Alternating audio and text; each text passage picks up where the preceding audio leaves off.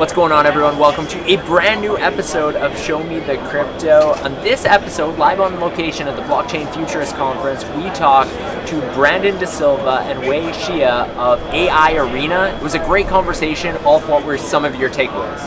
Man, these guys are building a game on the blockchain that all revolves around training AI models to then compete against each other in this platform brawler game. And it's super interesting. It was hard for me to initially wrap my head around just how the game even works, but digging into it and learning more about their approach and the whys behind why they created the game. And even just they were telling us about how some people that are used to fighting games maybe didn't expect to love this style, like this take on a game where you're training the AI to then fight, but that they got surprising reactions and everybody loved it. So it was really interesting to talk to these guys, and yeah.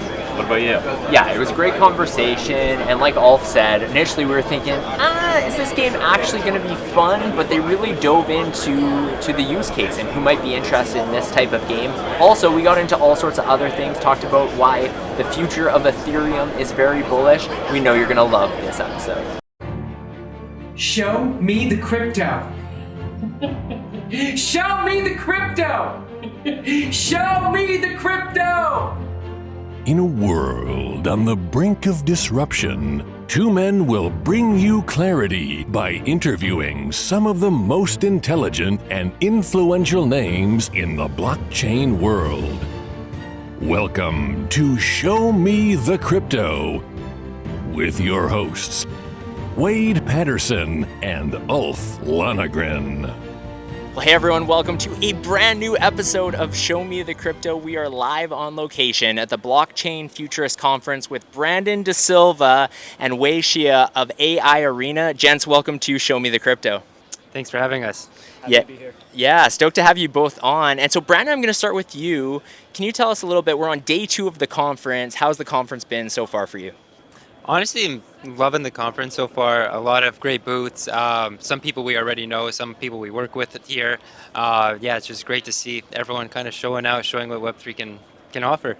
Awesome. And then Wei, next question for you. Similar, what's been a highlight of the conference so far for you? I think just seeing the vibrant ecosystem that Canada has when it comes to Web3 is super exciting. I think we punch above our weight in a lot of ways. So it's good to get people congregated in one place and really sharing that enthusiasm and energy for a space that we all believe in and want to continue to push forward. So that's been really exciting. Love it. We're going to get into everything AI Arena, and we're going to talk about the intersection of Web3 and gaming. But before we jump too far into that, I just wanted to know a little bit about your guys' story in regards to, like, how did you get into both crypto? How did you discover it and get into it? And then, how, at what point did you decide to take gaming, which presumably is some level of passion for you guys, and work it into Web3. So Brandon, maybe we can start with you. Sure. I'm sure Wei can add to this. He actually got me into crypto way back in the day. But yeah, essentially we used to work at an asset management firm, and Wei led the digital strategies for that firm in terms of investing, or at least exploring investing in digital assets. And I was kind of his right-hand man for anything tech-related. So he got me to research a lot of stuff in terms of like blockchain, Web3, and then I'm sure like you guys know, as soon as you really go down the rabbit hole, it's hard to come back, And so we started really investigating the tech, understanding the tech. We coded up our own blockchains to really understand what's going on, and we kind of fell in love from there, Yeah. Wei, same question for you. Yeah, I guess I'll add a little bit to that story. So I think this was like 2019, was it? Or at that specific time? Yeah. Yeah. So late 2019, I think we're just past like DeFi summer, and it was like leading into the bull market of 2020, and then NFTs started to become this thing, and it was kind of new at that moment in time. And I told Brandon, I'm like, hey, we gotta start looking into NFTs, and he's like, okay. He goes and does all his work, and he literally comes into my office one day and he's like, hey man, we can like tokenize AI models now. And I'm like, what are you talking about, right? And he's like, this NFT thing is actually way more powerful as a core primitive than what a lot of projects are currently doing, which was like using it more as like like a social kind of flex, let's call it, that whole PFP meta that quite honestly we're still pretty much entrenched in today, right? But even then, we saw the opportunity for NFT to unlock basically the ability for you to kind of directly exchange and transfer intellectual property and value for assets that historically never had the opportunity to be directly monetized, right? So from our perspective and from Brandon's background, he's an AI engineer. He immediately saw that opportunity. He pitched me on the idea of AI Arena. I was lost for a little bit, but we pushed through and pursued it and started building the MVP, and the rest, as they say, is history. You know, it's interesting when we talk about Web3 and gaming because it seems like you just nailed so many reasons why this makes sense to be the future. So many people would agree, like, you know, you use various game examples of you're getting these assets in game. Wouldn't it be nice if you owned those pieces? But yet, it seems like it's taking longer than many people thought for that to hit mass adoption. What do you guys see in the sense of why Web3 gaming hasn't taken off as quick as maybe many people would think that it should have? Brandon? That's a good question. I think people tend to have really strong priors in terms of I believe this, and you are not going to change my mind, right? And so specifically with a lot of Web2 gamers, they saw a lot of things that were happening in crypto, which essentially were scams, and they put this umbrella on top of the whole industry to say everything that's coming out of Web3 is a scam, right? And this is the strong bias they have, and it takes a lot to really break them out of that. I think it'll take maybe one or two like really massive success stories to see the actual potential of what Web3 can bring to gaming. We're hoping to be one of those. But yeah, I think certainly most people have strong priors, and we're not like, like we have strong priors too, you know what I mean? We certainly believe certain things, and it takes a lot of evidence to really like show us otherwise. Yeah, I think in addition to that, I think Web3 and crypto, especially as a feature of the last bull cycle, we probably didn't do ourselves great favors in terms of really leaning into a lot of the speculative use cases of the blockchain technology and using that as almost as the backbone of what gaming is supposed to be on Web3, which I think misses the point entirely. I think in Web3 you can experiment with radically new game loops, radically different ideas and concepts that are structurally perhaps not, I don't want to say not possible, but very challenging to do in the traditional gaming space. And I think that's where Web3 gaming will likely take off. If you look at gaming as an ecosystem, as an industry, it's incredibly competitive, right? And the incumbents are massive organizations with unlimited budgets, right? And what you have in Web3 are many times small, scrappy firms, upstarts, but you have to play a different game. You have to compete on different dimensions. So I think what we're seeing now is there's still a very strong community of like builders that are still in the space, iterating on that. And I think coming into the next cycle, like Brandon said, there's going to be probably more than a handful of very strong, successful franchises that are Web3 native in gaming.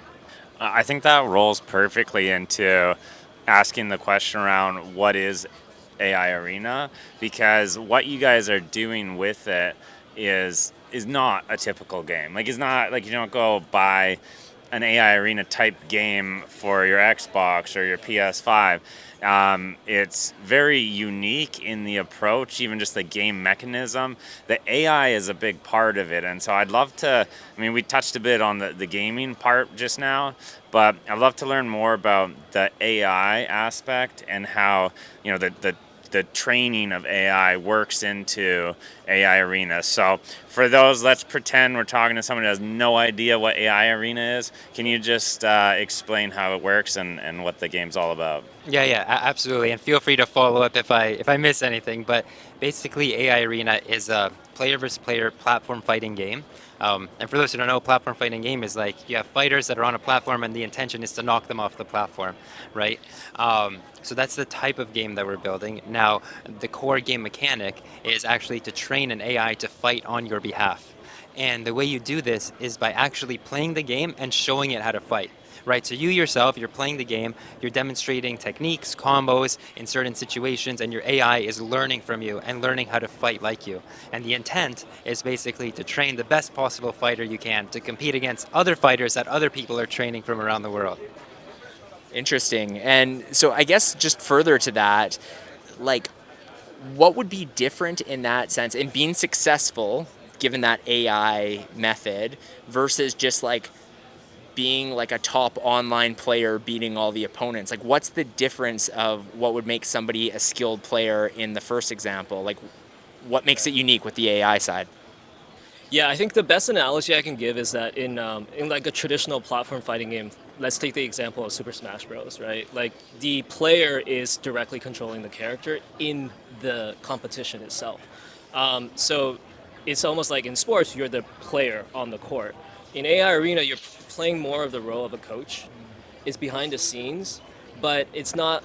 You're not just telling an AI what to do. You're actually physically showing the AI what to do. So it's a very intimate training process. We've gamified that entire loop and made it very simple to kind of create those pretty powerful strategies and outcomes that your AIs can learn. In fact, some of the advanced AIs that have been trained by people, they're starting to converge on gameplay where if you just took a random person off the street and show them footage, they would be like, they wouldn't really know that it's an AI fighting another AI. They would think that it's just a very high level Smash player playing like a platform fighting game. So that's the result that you can achieve in this engine, but the experience is one that's more akin to like a coach player experience. But given the integration that you have of kind of being there every step of the way in watching and influencing how your AI grows, we liken it to like a parent-child relationship because you become so emotionally vested in the character that you train. So that aspect of it is quite unique. We haven't seen anything out there like that on the market, whether it's Web 2 or Web 3. And we're really excited for more and more people to experience what that's like. Yeah, it's super interesting. Like I'm a gamer myself, and I've played all kinds of games, and I'm actually big into platform. I just call them brawlers, but I don't think that's what they're actually called. But like I play Brawlhalla a lot.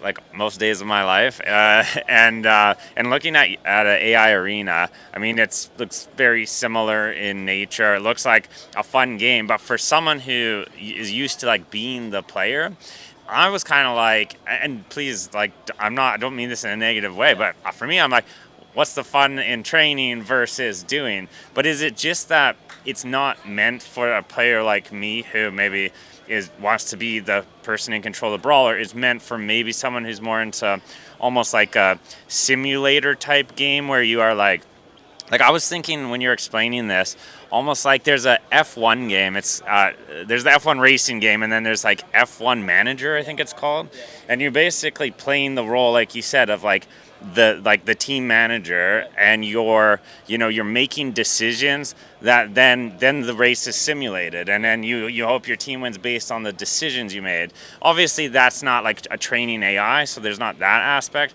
but do you think is it more for that type of a player than this type of game? Maybe I'll start, and then Brandon can definitely add his views. I think that's kind of certainly that feedback is something that we've heard from like the fighting community.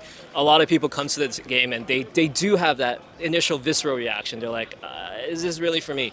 I would say of many of the people that came in skeptics, by the time that they're done trying out the game and playing it and kind of starting to master the game loop, they leave very intrigued and wanting to explore it more. And we get this feedback because I was like, I didn't anticipate that I would actually like this, but I can totally see why this is like addictive to play. I think that's one aspect of it. I think the other aspect of it is that you're absolutely right. I think the target audience of this game is well beyond just a traditional fighting game community. To players that do like things like strategy, whether it's like a simulation-based game or like a football manager or F1 manager. And then beyond that, we were talking about the modding community may really take on to a game like this. So we're very much in that discovery phase of like, okay, who are the actual players that will really vibe with this game? I don't know if we have a succinct answer for you right now, but it's definitely more broad than just like the fighting genre in isolation.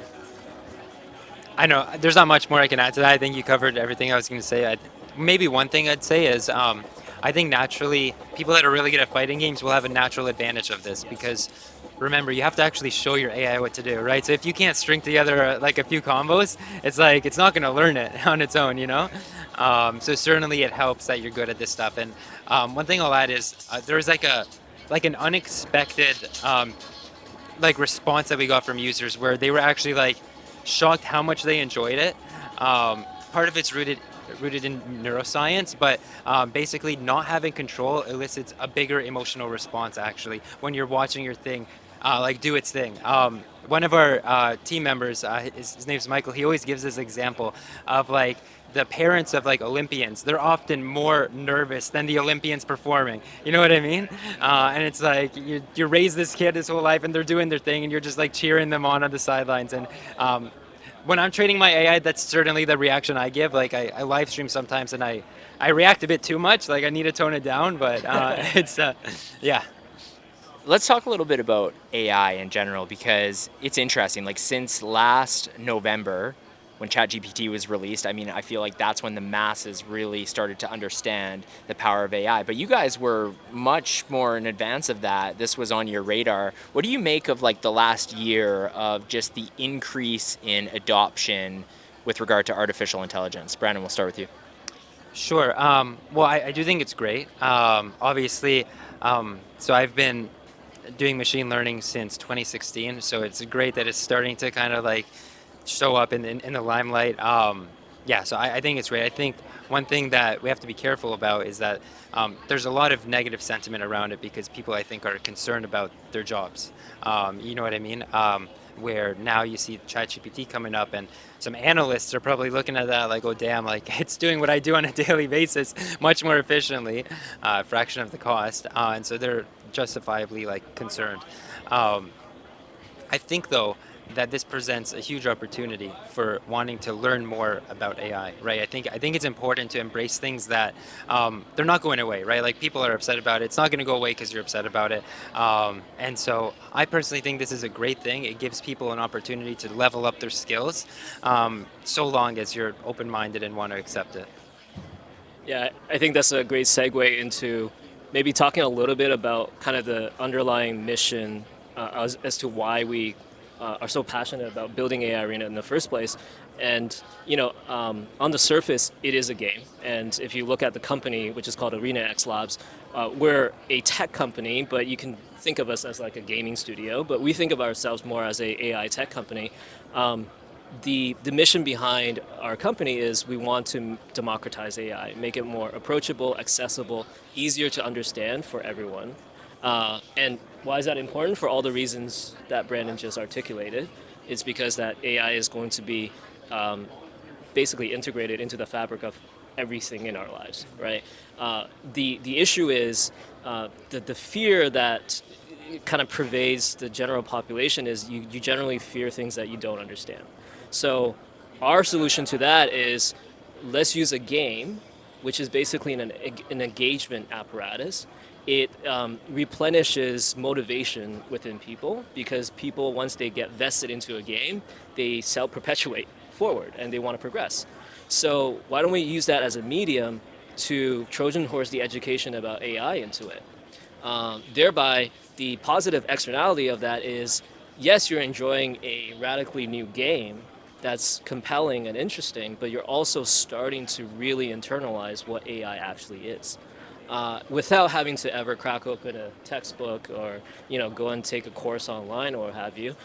We don't promise this to be like a university level course on AI, but it's certainly a great tool to get you in the door and really start to build those fundamental building blocks of understanding what AI actually is. And we've seen that already in our community, and people within a matter of a couple of days are starting to internalize concepts. Even though they can't necessarily explain it in technical terms, they understand it. So I'd love to know more about how this all ties into the blockchain because we're talking about AI, we're talking about gaming, but you don't necessarily need either of those things to be tied to the blockchain. You did mention in the beginning some of the advantages of that, but speaking more to AI Arena and the game itself, what ways does the game tie to the blockchain, and why is that important?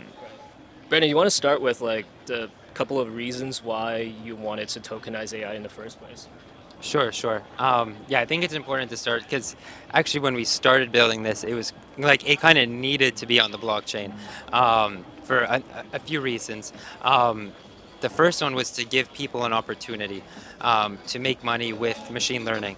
And the reason why I feel so passionate about this is because I noticed that in the machine learning industry, a lot of people, like a lot of organizations, they rely very heavily on credentials when hiring, right? So if you don't have a certain degree from a certain university, you're not even getting your resume looked at, right? And I saw a lot of people that were actually excellent at applied machine learning. They were just got their resumes tossed to the side because they just didn't have certain credentials. And it always like threw me off. I was like, this guy's so good, right? Like, how are you not looking at him? And so that always kind of rubbed me the wrong way. And especially for me, because I didn't come from a traditional machine learning background, but I was lucky enough that this guy over here gave me an opportunity. You know what I mean? And so I would just love for people that are really good at machine learning to kind of make money doing what they love. And so the idea initially was that they can tokenize their machine learning algorithms, right? And if they're truly valuable, they can actually sell their algorithms to other people. And another thing is that we can run a competition where they can compete against other algorithms that other people are developing, and the top algorithms get paid out essentially, right? So that's kind of like how we were thinking about this. And obviously if you like Web2 Rails, it's impossible to administer this type of competition globally. You know what I mean? You kind of have to use Web3 Rails. So those were some of the initial reasons why we wanted to build this. And the one thing that kind of was aligned with the first one about tokenizing AI and basically selling your algorithm is as the game has been developed, to realize that there's another really cool thing that we can do, and that people that aren't actually machine learning developers, they can still use these machine learning algorithms and accrue skill, right? So they can impart their skill into these NFTs, and these NFTs can get more and more valuable the more skill that they get at playing the game, right? And now we're just using the underlying like machine learning tech to make these things basically like learn how to do things, you know what I mean? So yeah, we call it like a digital representation of your skill in a game represented on the blockchain. Very cool, very cool. Wei, any extra thoughts on that? Brandon covered a lot of ground there. Yeah, maybe just to talk about like from a game perspective, the Web3 component serves a very specific purpose, and that is the Web3 game is specifically designed for, you can call it like professional level competitive players, because they're going to be playing a certain game where there's going to be high bounty kind of rewards for recurring tournaments, etc. And Web3 creates that natural financial services layer for us to power this global competition, because we want to feature the best from all around the world, right? So Web3 is very good for that. But the broader kind of distribution of the game does not have to be Web3. If we want to speak to the biggest cross-section of audiences out there, to have everyone set up a wallet just to play the game is unnecessary friction. So our core game, to get started, you just need like a Gmail account or a Discord ID, and you're authenticated, it runs in browser, and off you go and you can start playing the game. So we basically ring fence the Web3 component for a specific purpose for that specific cohort of players. Brandon and Wei, this has been an awesome conversation. Learned a lot about AI Arena. You're not off the hook yet. We ask every guest of Show Me the Crypto the same 3 questions. It's a segment we call You Had Me at Crypto. Ulf's going to ask you those questions. All right, Wei, we'll start with you. We'll do this for both questions and then just go back and forth, all right? Okay, so the first question, who's your favorite person to follow in the crypto space? Whoa. That is a really tough one. Favorite person to follow in crypto? I am drawing a blank because there's so many really big personalities in crypto. Okay, I'm gonna shout out one person I really respect. It's Hunter. He's within the Web3 gaming community. He does a lot of research. He's kind of like an analyst. Super high quality research, really, really nuanced takes.